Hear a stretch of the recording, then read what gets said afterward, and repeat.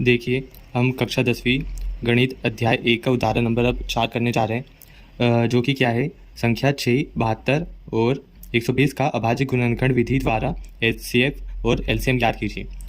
जो आपने पहला, दूसरा, तीसरा जो भी उदाहरण देखे होंगे इसके, उसमें आपने अभी तक के 3 संख्या देखी होंगी। सॉरी, माफ़ कीजिएगा, मतलब एक संख्या देखी होंगी या फिर 2 संख्या, लेकिन उदाहरण नंबर 4 में अब 3 संख्याओं का एचसीएफ और एलसीएम निकालना सीखेंगे हम। तो हम देखते हैं आगे। हल हल दिया है संख्या 6, 72 और 120।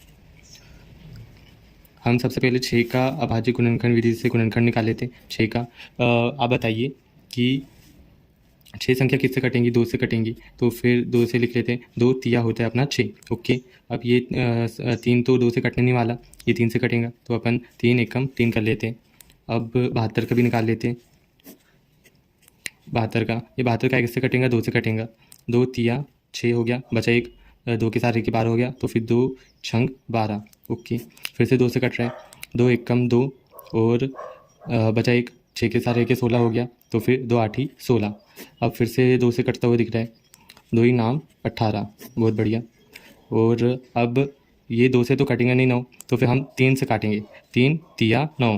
ओके, अब फिर से हम 3 से काटेंगे, 3 एकम 3। यहाँ तक कि हो आपको अच्छी तरीके से समझ में आ गया होगा।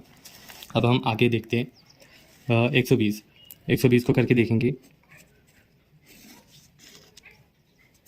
देखिए, 120 कैसे कट रहा है? 2 से कटेगा, 2 ही छंग 12 और ये 0, मतलब ये 2 ही छंग 12 हो गया और 2 शून्यम 0। ओके, फिर से 2 से जा रहा है, 2 तिया 6 और 2 शून्यम 0। ओके, अब फिर से 2 से जा रहा है, 2 एकम 2 और बचा एक, 0 के सारे के 10 हो गया और 2 पंचे 10। ओके, अब ये 15 2 से नहीं कटने वाला, अपन 3 से काट के देखते। 3 5 15। ओके, अब ये जो 5 है, 5 अपना 5 3 से नहीं कटेगा, 5 5 से कटेगा, तो फिर अपन लिख लेते 5 एकम 5। ओके, तो फिर अब हमने इसके अभाज्य गुणनखंड विधि से गुणनखंड निकाल चुके। अब हमें इसे सुव्यवस्थित तरीके से लिख लेंगे। तो यहाँ पर एक लाइन लिख लेंगे हम कि 6, 72 और 120 के अभाज्य गुणनखंड से हमें प्राप्त है कि 6 बराबर से 2 गुणित 3। ओके, 2 गुणित 3 और 72 का गुणनखंड क्या होगा? मैं इसे डायरेक्ट लिख देता हूँ। 2 की घात आएंगी 3 गुणित 3 की घात 2। अब 120 का क्या आएगा? 2 की घात 3 थी और 3 गुणित 5। ओके, अब अपन को क्या करना है? एचसीएफ निकालना है। तो फिर एचसीएफ की अगर आपको परिभाषा अच्छे से याद होंगी, या फिर आपने अगर मेरे पिछले वीडियो देखे होंगे, तो आपको पता होगा कि एचसीएफ कैसे निकालना है। कि इन सभी गुणनखंडों में से उभयनिष्ठ संख्या और उस संख्या जिसकी घात सबसे छोटी है, अपन वो लेंगे। तो अब हम देखते हैं कि एचसीएफ क्या होगा इसका। एचसीएफ की परिभाषा के अनुसार एचसीएफ सबसे उभयनिष्ठ संख्या होंगी जो सभी संख्याओं में के गुणनखंड में उपस्थित होंगी और उसकी घात सबसे छोटी होनी चाहिए। तो फिर देखिए, यहाँ पर 2 है, 2 की घात 1 है। ओके, और ये सभी संख्याओं में उपस्थित भी है, तो फिर हम 2 लिख लेते हैं। और आप देख सकते हैं कि ये 3 है, ये 3 भी सभी संख्याओं में उपस्थित है और इसकी घात 1 है, तो ये भी हमारा उभयनिष्ठ एचसीएफ कहलाएगा। तो फिर इसे अगर लिखें अपन, तो ये 6 आएगा। तो फिर इस प्रकार अपन ने एचसीएफ निकाल चुके।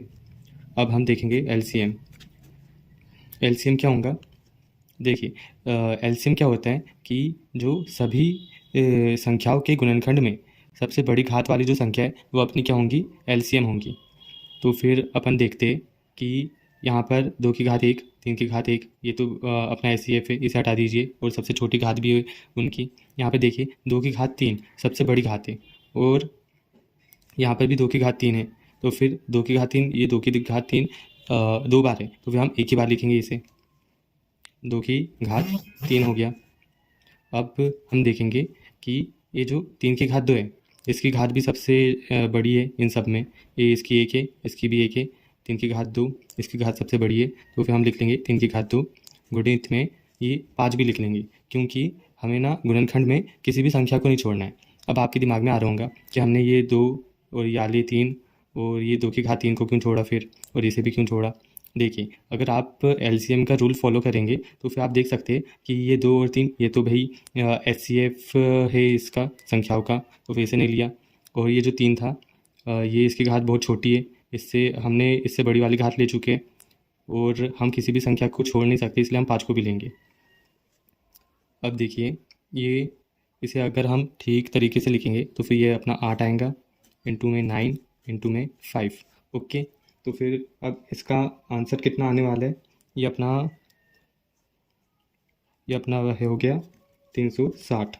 अपना एलसीएम कितना आ गया, 360।